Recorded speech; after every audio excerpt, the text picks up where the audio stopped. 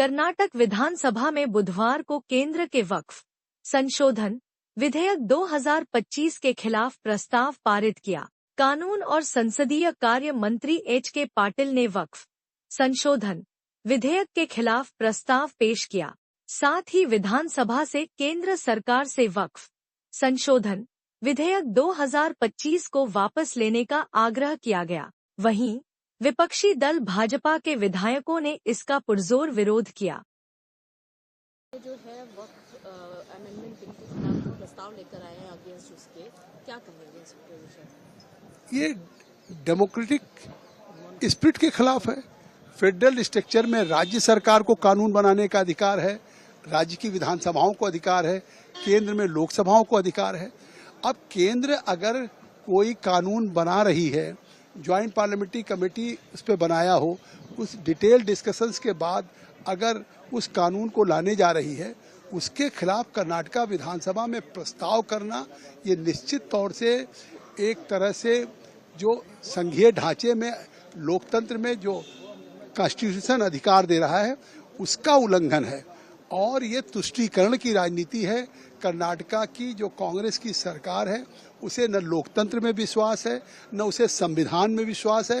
केवल अपने अस्तित्व को बचाने के लिए वो तुष्टीकरण की राजनीति कर रहे हैं। सर, वो कह रहे हैं कि ये सार्वभौमिक आकांक्षाओं और धर्मनिरपेक्ष सिद्धांतों के पूरी तरह से विपरीत है लोगों के। इस तरीके का अगर कर्नाटका विधानसभा में कोई कानून ला रही सरकार, तो क्या किसी दूसरे राज्य के विधानसभा में उसकी निंदा होनी चाहिए, उसके खिलाफ प्रस्ताव होना चाहिए?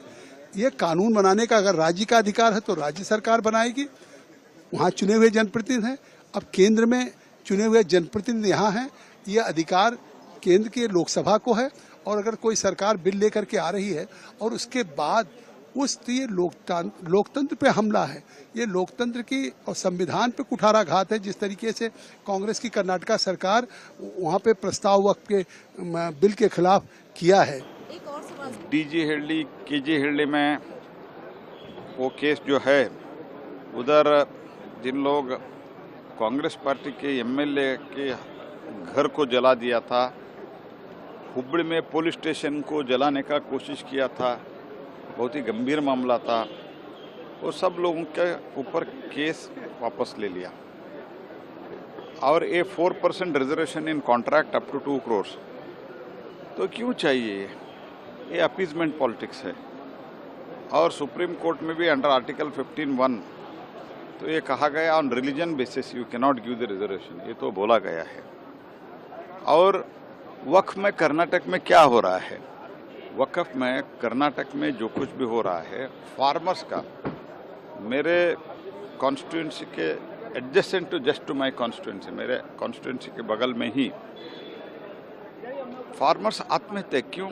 1960 में इनका सील डीड हुआ है। 1960 में जो सील डीड हुआ था, उनका जमीन वक्फ पे नाम पे हड़प लिया और वो स्टैंडिंग क्रॉप पूरा हटा दिया, बुलडोजर कर दिया। वो उसी किसान उसी भूमि में आत्महत्या की।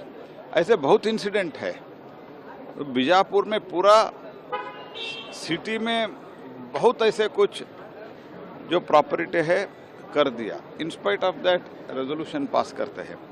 ये राहुल गांधी के नेतृत्व में सरकार, कर्नाटक सरकार, कांग्रेस सरकार पूरा अपीजमेंट में लगे हुए हैं।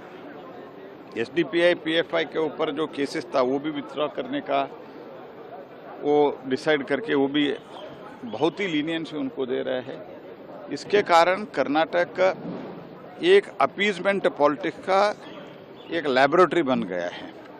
तो इसलिए अगर देश में कांग्रेस ऐसा ही करते करते पूरा डिसइंटीग्रेट हो रहा है, मैं उनको वार्न करना चाहता हूं, ये तो चलने वाला नहीं है। और सारे देश में ये विषय लेके हम प्रेस कॉन्फ्रेंस वगैरह करेंगे और Congress party at what level height of appeasement कर रहे हैं ये हम बताएंगे। और डीएमके के बारे में ये बेसलेस है। अभी तो ये पार्लियामेंट में आना है to cover up their failure. ये बहुत ज़्यादा अननेसेसरली इसको उजागर कर रहे हैं, क्योंकि डिलिमिटेशन सेंसस के बाद होगा, सेंसस के बाद डिलिमिटेशन का कानून के लिए वो पार्लियामेंट में आएगा और honourable home minister with all responsibility and sensitiveness he has told we will not allow anything injustice to happen for the southern India. We are also from southern India. We are also concerned about it. तो इसीलिए अपने failure को cover करने के लिए एक अभी तो इशू ही नहीं है, ये नॉन इशू खड़ा करने का कोशिश कर रहे हैं।